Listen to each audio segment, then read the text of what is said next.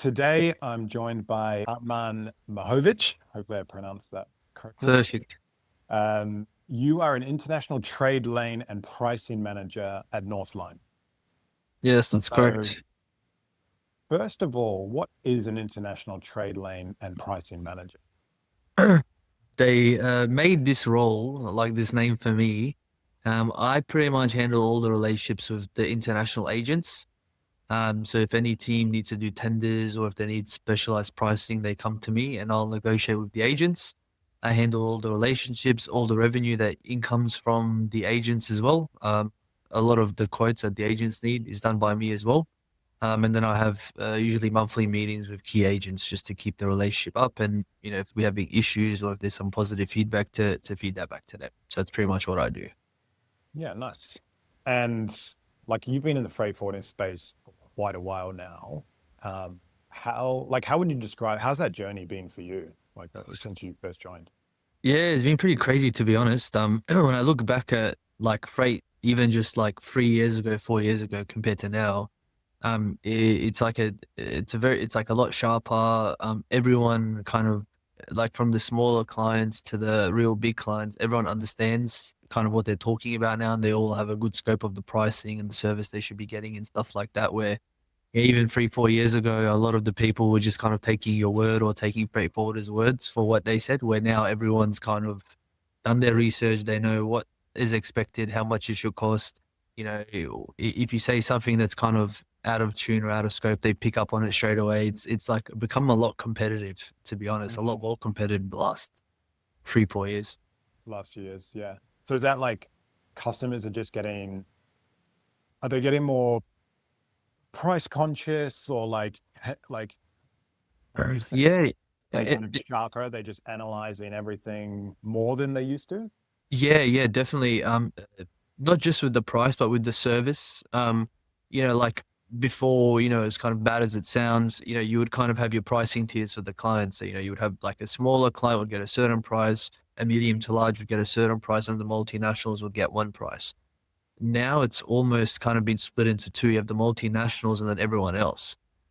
All of the clients I speak to, from the smaller ones to the larger ones, they all have a pretty competitive rate. They all have, for example, like a direct service, and they all understand how many transit days it should take for, let's say, for example, from Jarman to Brisbane. They know how much transit it should take, how much it should cost, how much customs, like line by line, they just know everything.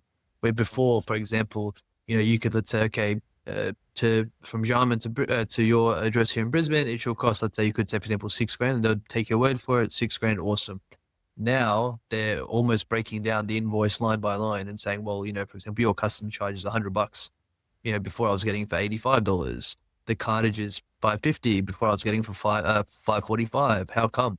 What's going on with this? Or why are you using this company? And before they would never ask it. They would just kind of, whoever you're using, they would take it. They were just happy they get their stuff delivered and they would pay the invoice. Where now there's a lot of pushback even just on like cartage companies that you're using. Okay. Has that like changed the way you've had to work or like have you had to adapt differently over the last few years since like customers are getting sharper and kind of doing their due diligence? Right. Yeah, definitely. I mean, I've always been pretty honest with all of my clients. And I've always tried to have like a friend mentality with them, that I always kind of explain myself that I work for their business unofficially. So if they're thriving, then I'm thriving type of mentality. So I've always been pretty open and honest with the pricing, because at the end of the day, people buy from people they like. So I try to have a real casual type of vibe with them. So then, if I do tell them something, they will take my word for it, because I'm like an advisor for their company and I've proved myself over my career, where I see a lot of reps kind of coming in almost too professional, and it becomes very transactional, where I try to make it more of like a, you can call me at any time with any issues. And even if you just want to have a chat about something like not related to freight, I can be that guy for you. And that's kind of how I've been pitching it. My point of difference is me, not so much the product. Yeah. Yeah. I mean, I guess it's a people business, right? Like it's people to people and like you say, people buy off people they trust. So I think having that credibility and that trust element is super important. Um, since you like first joined the industry, I know it was a while back, but like, have you seen many big shifts or like any industry trends or any big changes like over that time since you very first joined? To be honest, I haven't really. I never really focused on one vertical. Like in my DHL days, I was focusing a lot on e-commerce, like B2C exports, and that was like very in. Everyone was opening up a clothing brand. Everyone wanted to ship like all over the world. Um, and then kind of as my career progressed, e-commerce kind of, I would say, died off a little bit. People weren't so keen on opening like gym brands and stuff like that. And everyone kind of dabbled in everything. Like I'd probably say in the last 3, 4 years, the main type of clientele I'm seeing pop up is packaging companies and tire companies. Um, Tire's always been around, but packaging is one of those that I've seen come and go in the industry. And right now it's come back. So I'll probably say maybe big shift probably be packaging, maybe in tires. Yeah. Okay. Any shifts around trade lanes or um, yeah, I guess has much changed in terms of like the trade lanes over the last few years or? Not really. Australia's probably always just going to import like 95% of stuff from China. Um, Having the conferences, I've spoken to a lot of guys from the Middle East, like Dubai and Saudi, and Mm. they're targeting a lot of like for Australian imports because they don't mind paying for a premium product. So I've been seeing that a lot of they've told me building materials, automotive, and produce they're importing a lot from Australia. So I'm starting to Mm. think that with all the issues that people are having with China, like when the trade war comes and they take ship vessels off Australia, ship vessels back. I think in the next like probably the last 2 years and then on probably another like 8 years, I think the Middle East, like especially like Dubai, is going to be a big trade lane for Australia. Yeah. Yeah, for sure. So you're kind of keeping an eye on that and do you get value out of those? Like I've seen you've done a fair bit of traveling in the last year, like to conferences and Middle East and Europe and things like that. Are you getting value out of going to those conferences? Yeah, definitely. Being able to speak to people in person and ask kind of what's booming in their country and it kind of start to make plans with them. Like what type of clients can I find that will ship to your country and what type of clients you're looking for and vice versa. Mm. Because then I know if I find, let's say, a solid, let's say, produce client, I know that the guys on the other end will be able to facilitate that and that will help them as well. So Yeah. it definitely has been, it's been good. It's like been a big like bouncing ideas off each other, especially in the one-to-one meetings. And I've made some like friends for life, to be honest. I feel Right. this. That's good. I think, yeah, getting in front of people in this industry is key, right? Because it's such a, like we're all doing emails and phone calls and everything like that, but actually physically standing in front of someone, shaking their hand, having a chat, even if it's just not about work, just building that rapport is like super important, I think. Agree One 100%. underrated, I think. Oh, 100%. Especially nowadays when everything's tech savvy, and a lot of Yeah. clients, a lot of clients push back on meetings, like they're too busy or they rather just have it on Teams or whatever. And then when you end up going there in person, Yeah. they like appreciate it. Like it's like they didn't think they would like it that much, and then they really come out of their shell, and you have a laugh with them, and and Yeah. then they ask you to come back after a few months, and then it just keeps going. Every few months, you're seeing like the same batch of clients that weren't too keen on meetings at the start. Yeah. Yeah. No, that have you, I guess like, we're a few years out of COVID now, and like we all know the challenges and the pain points through then. But I guess over the last maybe 12, 18 months, there's been a lot of change, right? Like geopolitical situations, wars, elections, like there's constantly stuff going on. Like, have you had to navigate any particular challenges or has any kind of one thing stood out, whether it's like the tariffs coming from America or like, again, the wars in different parts of the world? Has there been something that stood out over the last sort of 12 months? I think mostly the main like problems and standouts is when America goes into trade wars with China, they give us like for example more vessels, the price is low, we're all cheering type of thing. The customer's pretty happy, and then overnight, America and China kind of make up, and then they take the vessels off us, a lot of blank sailings, pricing's going up, and it kind of almost in a way shafts the customer last minute. So I've been trying to really work on not what's the best price, but what has a confirmed 100% they're getting on this sailing type of thing. Where before, kind of, I would just, okay, this price is pretty sharp. I'm going to offer this to my client. When now it's, okay, well, this price is sharp, but if, let's say, China and America make up, will we still get this vessel?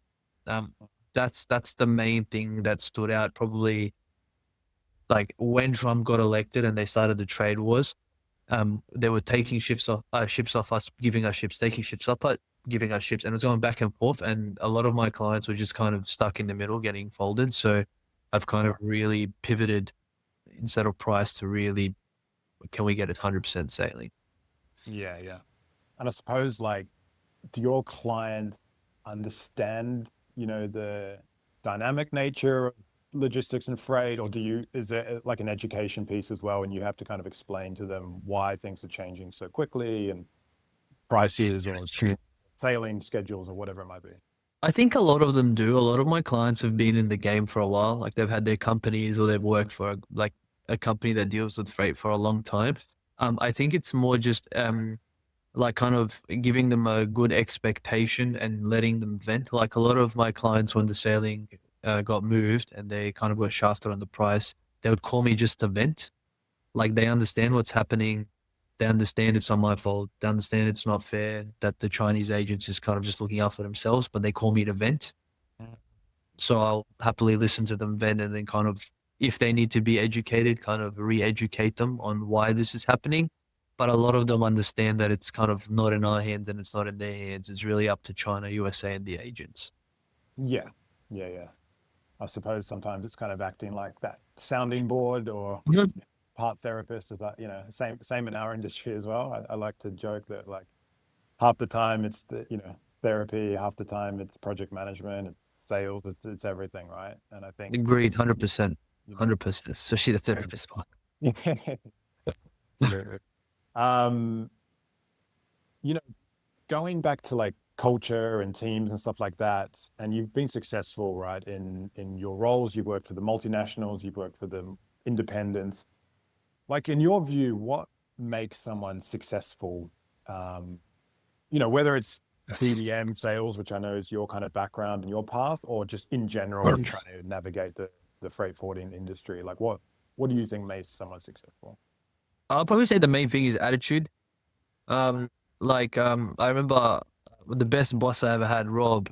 We were having a chat, and I would say to him, "Man, why do things take so long?" Or like why can't we just get this done? And he said to me, "Armin, there's talkers and there's doers. We need more doers, so let's get to work." And that stuck with me. He only said that to me like this year, but when I look back on my career, I've always been a doer.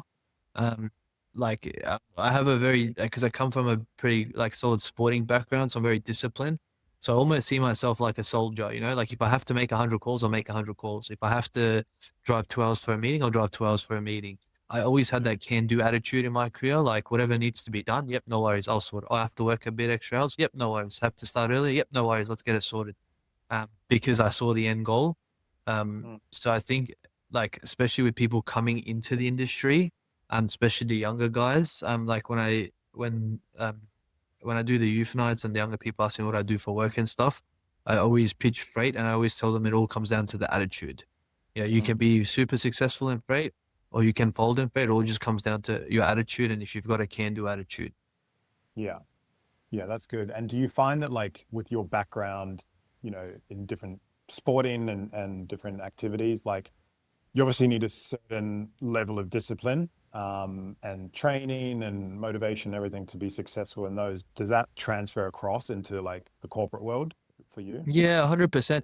I think like everyone always says like, oh, it's not about the money, but it is about the money. Money solves problems. So when I first started, like when I graduated uni and first started, my whole thing was like, how can I make a lot of money?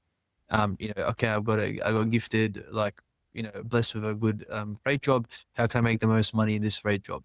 So, when I was competing in sports, it was how can I win? So what do I have to do to win?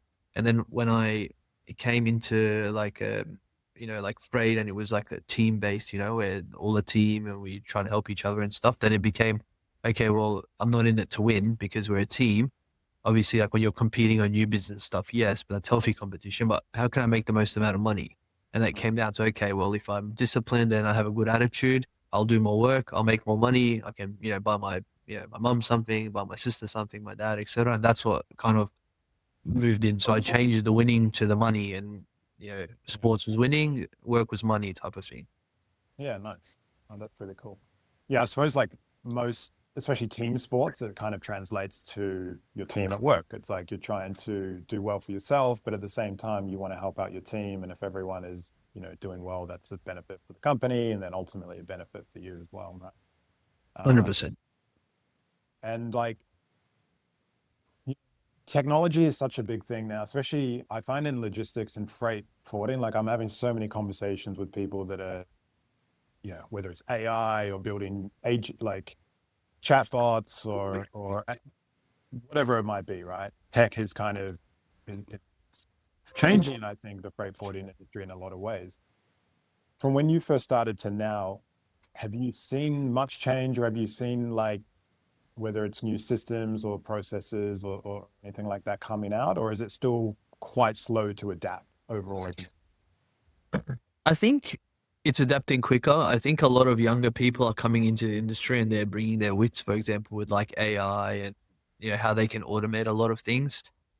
I kind of split the tech in two ways. Like the client, like to be honest, the client never asks me for any high tech stuff. I think I had one multinational client who asked me for some like pretty techie stuff, like where you can integrate the APIs all over the world and kind of bring it in so they can kind of check out their full consolidation everywhere. But apart from that, everyone just asks me the same question. Will it track my stuff? Will I get notifications? That's kind of what everyone wants. It's not really anything crazy. But then when I look at it from my point of view, I'm using AI to help automate, for example, leads, or help me think outside of the box for certain trade lanes. Like before, if you're trying to build a trade lane, you would have to do some research on like where does Australia ship to, and then okay, this country. Okay, now what do they ship to in that country? Well, now you can get that information pretty quickly, and then start making a plan of how to, for example, break your company into that certain trade lane, or how to break your company into that certain trade lane.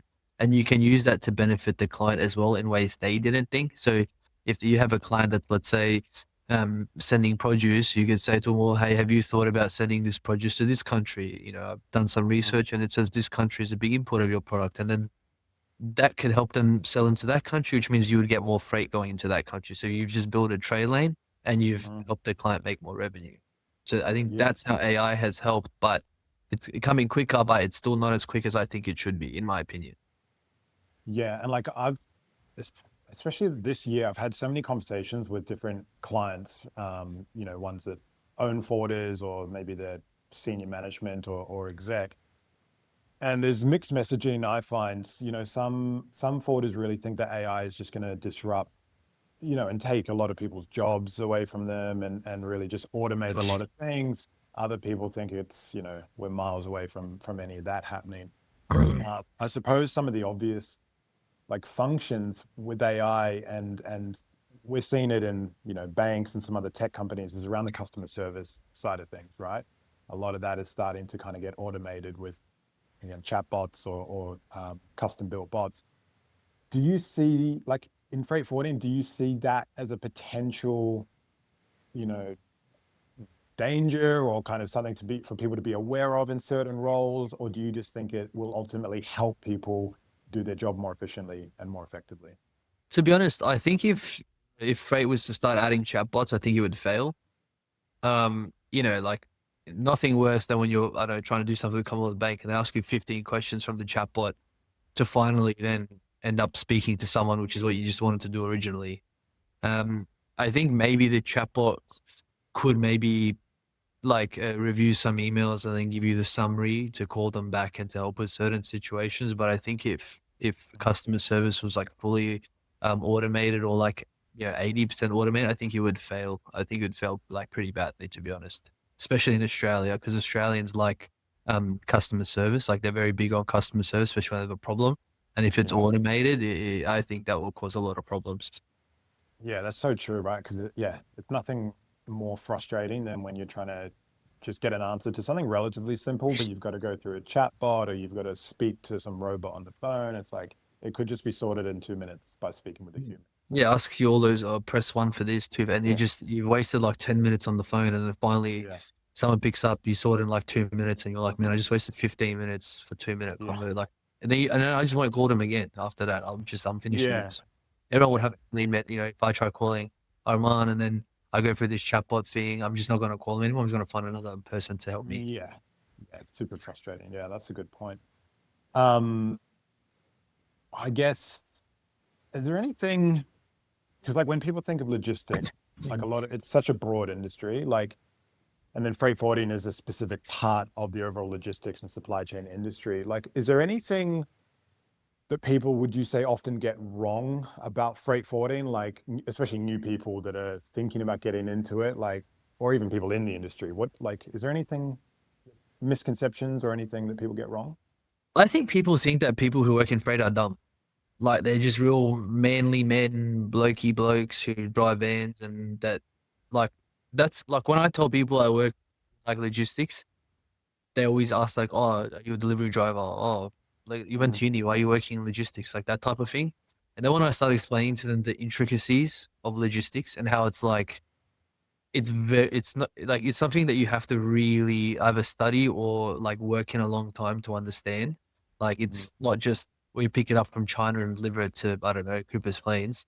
It's mm, what happens in that supply chain and what can go wrong. And I think people who are coming in get a reality check, like when they come in and they think it's going to be easy, and then they start looking at all Incoterms and they start looking at how international actually runs. I think they get more of like a respect for it. But when you talk to the layman about freight, they like, I get it all the time, like, "Oh, you work in freight? The heck?" And I'm just like, "Right, it's not that easy."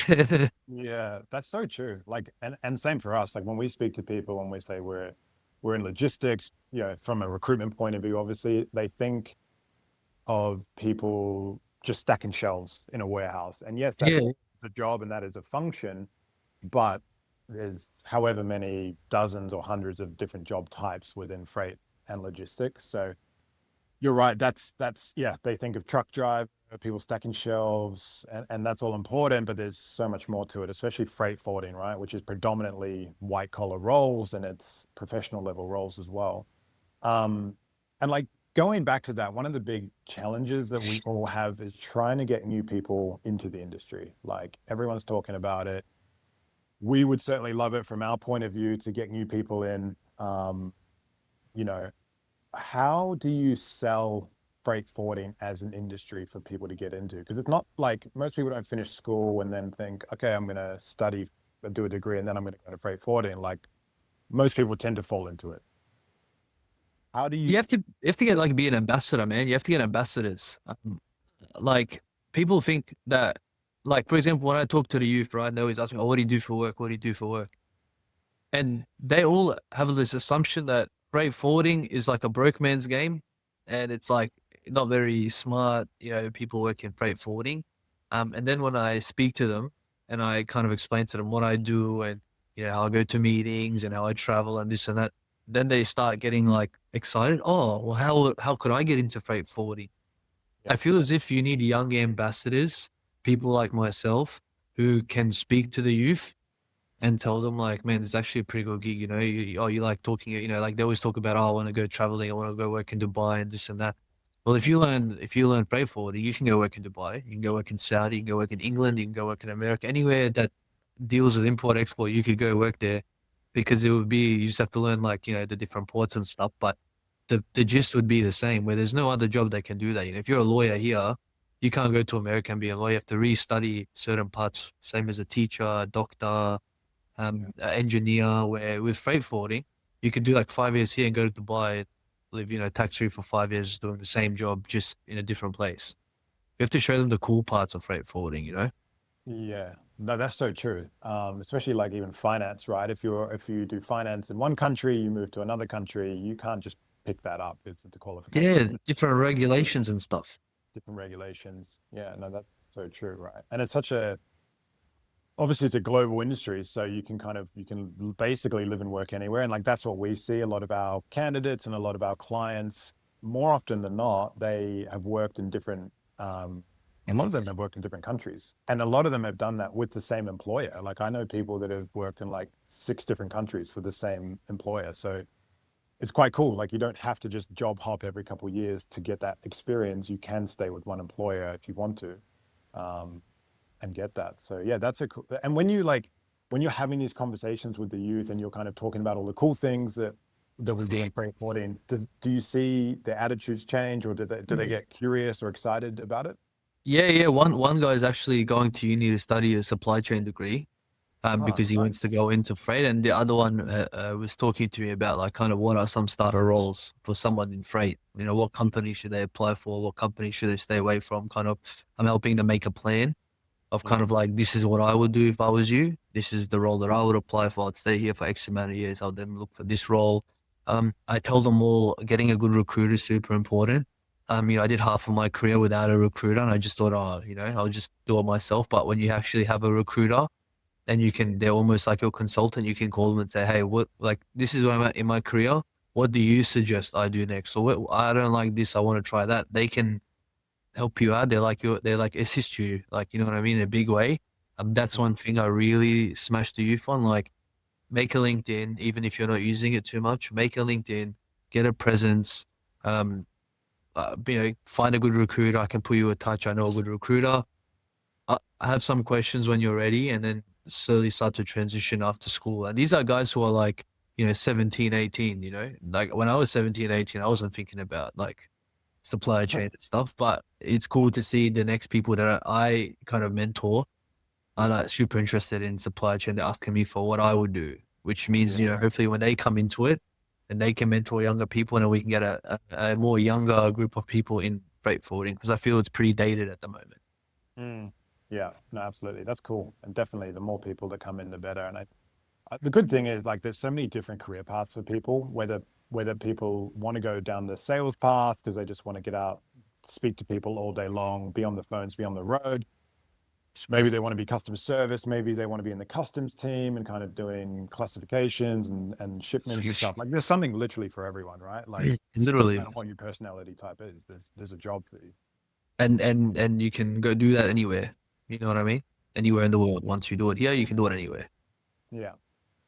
And we've talked a bit about the past and your story and how you came through. Like, looking ahead into, the second half of this year, 2025, heading into 26, what are you optimistic about? And yeah, I guess, what are you excited and optimistic about as we move forward? I'm just keen to see, like, I'm keen to ride out this, like this end of the year. Yeah, I've got a conference in November, and then I'm going on a holiday December, January. And then I'm very keen. There's a lot of clients who usually do tenders every year, and this year none of them were doing tenders. They also were skipping it. We're not doing it this year. We're going to do it next year. I'm assuming with the market uncertainty and what's happening with the States and China, that they're like, we're not going to do a tender this year. So there's going to be quite a fair bit of tenders next year. Like, I think I know personally of like 4 that was supposed to happen this year and it's happening next year, start like first quarter next year. Um, so I'm pretty pumped to get in and kind of see, you know, has anything changed in their requirements? Like, because I had to go at it before, and we weren't really equipped for that amount of work, but now we are. So I'm keen to Mm, see, have any of their requirements changed from the first time I sat with them to now. So I'm pretty yeah, pumped. nice. Yeah, I think like the industry, especially the logistics industry, definitely doesn't like uncertainty. Hmm. And we've had elections, especially in the US on the back end of last year, and we've had tariff wars and we've had other wars and stuff like that. So hopefully a little bit more settled globally would be good. And are you quite optimistic about, as we finish out this year and head into next year, are you sort of feeling good about the market in general? Yeah, I think it's going on a good place. Like, I had a pretty good year last financial year, even with the uncertainty. I think like this financial year going into like the normal 2026 years, or like from January, I think will be pretty good. I think a lot of people Like it'll be tough, but it'll be rewarding. I feel as if it won't be as easy to win clients, but once you win them, like they'll be loyal. They'll be like a kind of like a client for life because you really have to work hard to win them. I think it'll be like very positive for the people who are willing to work hard and prospect and stuff. I think that they will have a lot of success next year, in my opinion. Yeah, nice. And that sort of leads me on, I guess, you know, getting towards the end, but like freight forwarding is a pretty, I would say, can be a high stressful environment, especially from a sales perspective, right? Mhm. And that's sales across any industry. It's not just freight, but I think particularly freight, just with how dynamic it is, and it's constantly changing almost every single day, it feels like. What do you do maybe in your personal life, or like what's a mindset or like a principle that kind of helps you, you know, stay grounded and stay calm, and how does that translate over to your job? Yeah, there's a few things I do. Like, the first thing, I'm pretty religious, so I don't really take it like whatever's meant to happen will happen, right? So I could work 23 hours for this one client to try make this shipment be perfect, and then I could have fall asleep in the last hour and it could go wrong. What is meant to happen is meant to happen. So I just Mm, take it all happily. You mm, know, maybe this shipment was missed, but that vessel could, God forbid, crash, and then the client would be even more angry. So I take it more like whatever's meant to happen is gonna happen. So I don't stress too much about it, and I don't take it personal either. You know what I mean? If the client gets mad, it's not personal. It's not like they're attacking me, and even if they were, they don't personally know me. You know, I try to split yeah. like work, and I try not to bring my my work stuff into my personal life and my personal stuff into work. I keep it separate. I have my set hours that I'll work. I'll make sure I take a break to have dinner, you know, with my wife, go for a walk or go for like play some soccer or something. Yeah. And then I will switch back on at night, clean up a few things. I have a set schedule.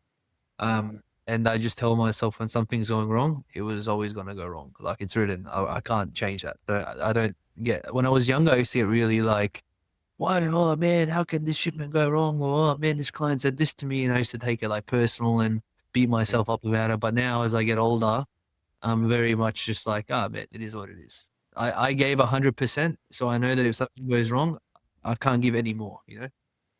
Especially like if you can't control it, then my philosophy has always been like there's zero point in worrying about it. If it's out of my control, there's no point in even stressing about it. If it's in my control, then I can fix it.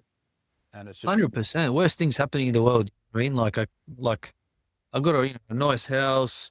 I can pick what food I eat in the day. I can go out for a walk. I have clothes. Hey, what's the wor- if there's something going wrong at work is the like my biggest worry, then I got a pretty good life. You know what I mean? So I just keep it less than I just yeah, don't take it personal, man. It is what it is. that's a good perspective. Um, and I guess finally, where can people like connect with you? Is LinkedIn kind of the best avenue if they want to connect and find out more?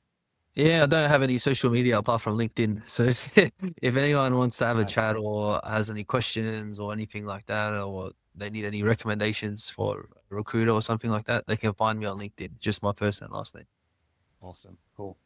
All right. Arman Muhović, thank you so much for joining Thinking Forward. Really appreciate Yeah, your pleasure. story and your insights. And yeah, it was really good to connect. Awesome, man. Thanks for having me. It was a pleasure. Thank you so much. Take it easy.